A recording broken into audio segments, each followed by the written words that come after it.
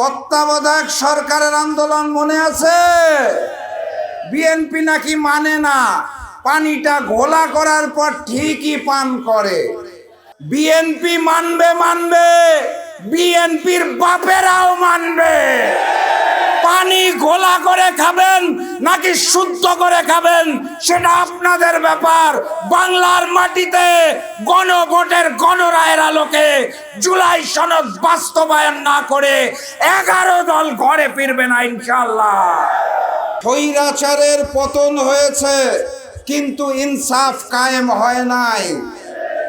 বাস্তবতা হচ্ছে এক জালিম গিয়েছে, আরেক জালিম মসনদে এসে বসেছে।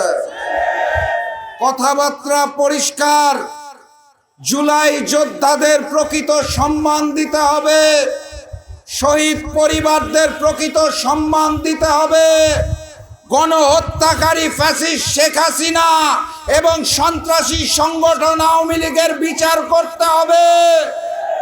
এবং সব কথার শেষ কথা, শহীদি ঋণ শোধ করার জন্য গণভোটের গণরায়ের আলোকে জুলাই সনদ বাস্তবায়ন করতে হবে। এর কোনো বিকল্প আমাদের হাতে নাই। ক্ষমতার মসনদে এসে কেউ যদি মনে করে থাকে নতুন করে ওই হিন্দুস্তানের গোলামি করবে, নতুন করে জালিম হয়ে উঠবে, শহীদি রক্তের সাথে বেঈমানি করবে, তাহলে স্পষ্ট ভাষায় জানিয়ে দিতে চাই, আপনাদের মসনদ টিকবে না। সংগ্রামী সাথী এবং বন্ধুগণ, ছোট গল্প বলে বক্তব্য শেষ। আপনারা জানেন এক প্রজাতির প্রাণী আছে, পশু, যারা পানি খায়, খাওয়ার আগে পানিটাকে একটু ঘোলা করে নেয়, জানেন তো নাকি? বিএনপি হচ্ছে সেই প্রকৃতির রাজনৈতিক দল যারা পানি খাওয়ার আগে পানিটাকে একটু ঘোলা করে নিতে পছন্দ করে। তত্ত্বাবধায়ক সরকারের আন্দোলন মনে আছে? বিএনপি নাকি মানে না, পানিটা ঘোলা করার পর ঠিকই পান করে। গণভোটের গণরায়ের আলোকে জুলাই সনদের একই অবস্থা হয়েছে। বিএনপি মানবে, বিএনপির বাপেরাও মানবে। পানি ঘোলা করে খাবেন নাকি শুদ্ধ করে খাবেন সেটা আপনাদের ব্যাপার। বাংলার মাটিতে গণভোটের গণরায়ের আলোকে জুলাই সনদ বাস্তবায়ন না করে 11 দল ঘরে ফিরবে না ইনশাআল্লাহ। প্রস্তুত আছেন? বিপ্লব অনিবার্য। একটা স্লোগান দিয়ে শেষ করে দেই, তৈরি আছেন তো নাকি? ইনকিলাব ইনকিলাব, ইনকিলাব ইনকিলাব, দিল্লি না ঢাকা, গোলামি না আজাদি, নারায়ে তাকবীর। আওয়ামী লীগের প্রোপাগান্ডারা সুশীল সমাজ টকশোতে গিয়ে ঔদ্ধত্যপূর্ণ বক্তব্য দিয়ে বলে যে শহীদের সংখ্যা কোথায়। আপনাদের মনে রাখতে হবে, যারা শহীদ হয়েছিল জুলাই আগস্টে তাদেরকে কোনো হাসপাতালে চিকিৎসা দিতে দেওয়া হয় নাই। আমার নিজের সাক্ষী, মিরপুর ইসলামী ব্যাংক হসপিটালেও 19-18 জুলাই আমি নিজে গিয়ে দেখেছি যে শহীদ আসলে তাদেরকে দ্রুত হাসপাতাল থেকে বের করে দিতে বাধ্য হতো, কারণ পুলিশ গিয়ে সেখানে ঝামেলা করত। এই শহীদদেরকে জুলাই আগস্টে জানাজা পড়তে দিত না, মসজিদের ইমামদেরকে হুমকি দিত যে কোনো শহীদের জানাজা যেন কোনো মসজিদে যেন পড়া হয় না। এক শহীদ আক্ষেপ করে বলেছিলেন যে তার ভাই মিরপুরে শহীদ হয়েছে, তাকে অতি গোপনে অনেক কষ্ট করে তারা খুলনা নিয়ে গিয়েছিলেন। পথে মধ্যেও সেখানে আওয়ামী লীগ পান্ডারা সেই শহীদের লাশের মাইক্রোবাসে অ্যাম্বুলেন্সে হামলা করে তার যাত্রাপথে বাধা বিঘ্ন করছিল। যখন এই রকম ফেসিবাদ ছিল, তখন আপনি যদি বলেন যে শহীদের সংখ্যা আপনারা প্রমাণ দেন, সকল প্রমাণ তো ওই মুজিববাদী হাসিনারা সবকিছু আজকে মুছে দিয়েছে। আজকে 2 বছর হয়ে গেছে, আমরা যদি সরকারি হিসাব মতো ধরে নেই, তাহলে আমরা দেখি শহীদের সংখ্যা 800-র অধিক কিংবা 835 জনের।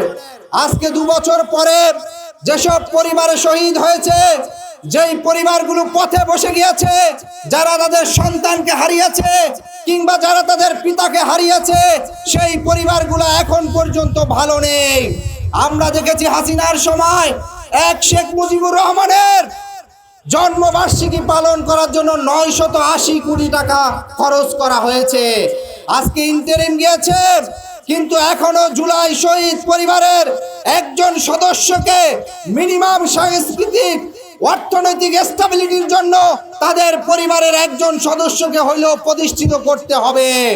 আমরা আহ্বান করব এই সরকার যেন সঠিক তালিকা করে প্রত্যেক শহীদ পরিবারের একজন সদস্যকে যেন চাকরি প্রদান করে তাদেরকে আর্থিক মুক্তির ব্যবস্থা করে দেয়।